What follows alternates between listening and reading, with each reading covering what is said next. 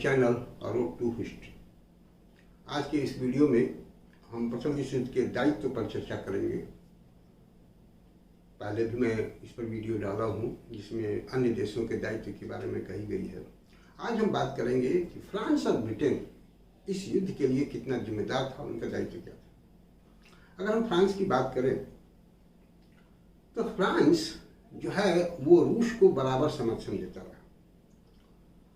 Serbia का जो साथ दे रहा था रूस, और ऑस्ट्रिया को जो कुचलने की बात थी रूस सर्बिया की, इस बात में रूस हमेशा सर्बिया के पक्ष में था और रूस को फ्रांस हमेशा समर्थन दे रहा था। जब फ्रांस का राष्ट्रपति पोइनकारे रूस गया तो उसने जार को स्पष्ट आश्वासन दिया था कि अगर ऐसी कोई परिस्थिति आती है कि ऑस्ट्रिया को कुचलना पड़े तो उसमें फ्रांस हमेशा रूस के साथ रहेगा।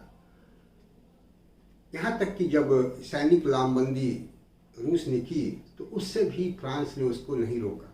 अगर फ्रांस स्पष्ट रूप से रूस को बता देता कि अगर ऐसी कोई परिस्थिति आती है तो फ्रांस उसका साथ नहीं देगा तो शायद रूस कई बार सोचता, लेकिन रूस बिल्कुल आश्वस्त था कि अगर ऐसी परिस्थिति बनेगी तो फ्रांस उसके साथ आएगा।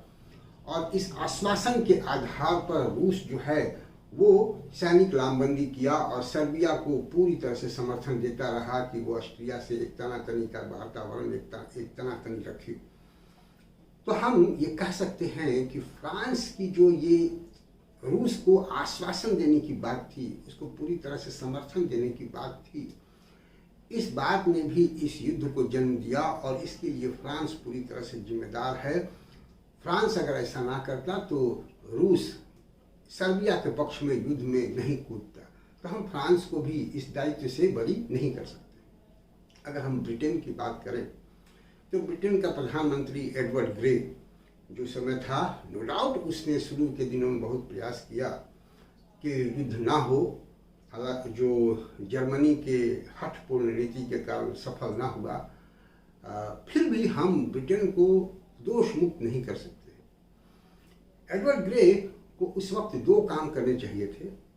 पहली बात तो ये कि वो स्पष्ट रूप से जर्मनी को अगर चेतावनी दे देता कि अगर किसी भी तरह का ऐसा युद्ध होता है तो ब्रिटेन जो है वो अपने दोस्तों के पक्ष में युद्ध में आएगा, वो तटस्थ नहीं रहेगा, वह फ्रांस और रूस की मदद करने आएगा।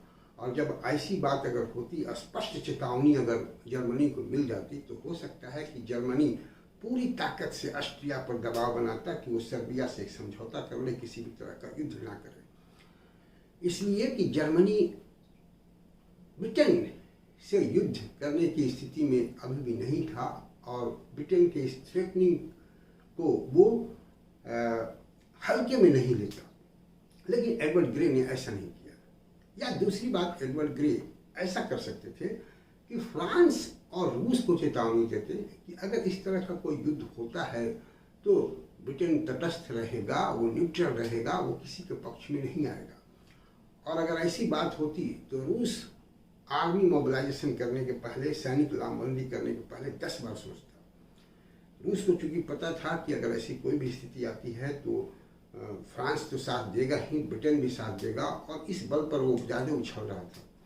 लेकिन अगर एडवर्ड ग्रे की तरफ से एक कड़ी चेतावनी मिल जाती कि इस युद्ध में अगर ब्रिटेन भाग नहीं लेगा तो मे भी रूस लामबंदी नहीं करता, और अगर रूस लामबंदी नहीं करता तो उसके जवाब में जर्मनी भी लामबंदी नहीं करता, और अगर युद्ध होता भी तो यह एक छोटा युद्ध होता सर्बिया और ऑस्ट्रिया के बीच में, यह एक विश्व युद्ध का रूप नहीं लेता।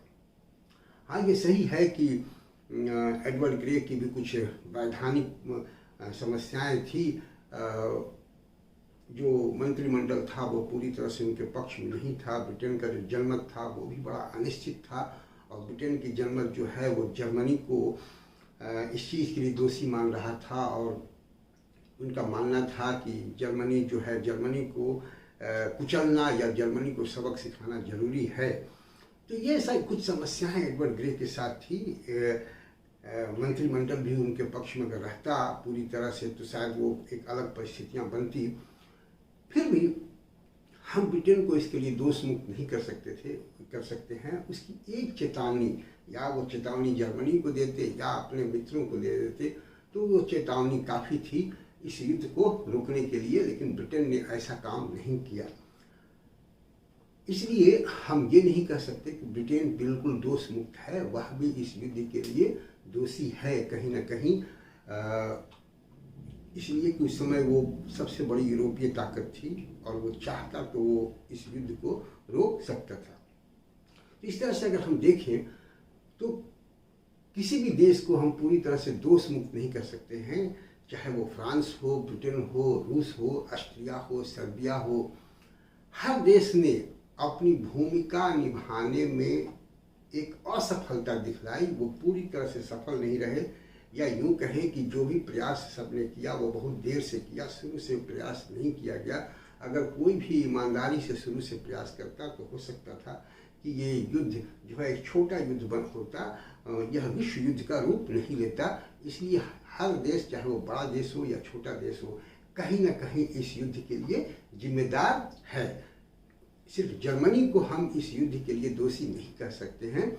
हर देश की अपनी एक रिस्पॉन्सिबिलिटी है और हर देश ने कहीं ना कहीं कोई गलती की थी या अपने मित्रों के समर्थन में मित्रता को निभाने के लिए इस युद्ध को जन्म दिया था। तो आज के इस वीडियो में इतना ही।